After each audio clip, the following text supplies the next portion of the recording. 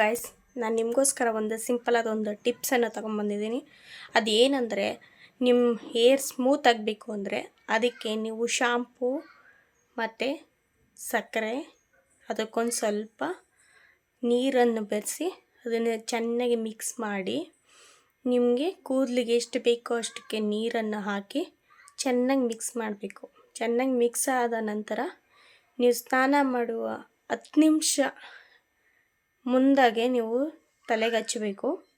ತಲೆಗೆ ಹಚ್ಚಿ ಅದನ್ನು ನೀವು ಶಾಂಪೂನ ಮತ್ತೆ ನೆಕ್ಸ್ಟ್ ಟೈಮ್ ನೀವು ಸ್ನಾನಕ್ಕೆ ನೀರು ಹಾಕ್ಕೊಂಡ್ಮೇಲೆ ತಲೆಗೆ, ಆವಾಗ ನೀವು ನೀರನ್ನು ಹಾಕೋ ಅವಶ್ಯಕತೆ ಇಲ್ಲ.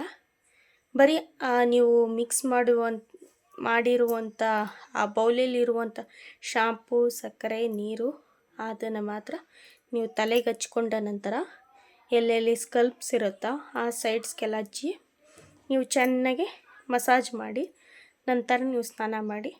ಅದು ಆರಿದ ನಂತರ ನಿಮ್ಮ ಕೂದಲು ಶೈನಾಗಿ ಸ್ಮೂತಿಯಾಗಿ ಕಾಣಿಸುತ್ತೆ.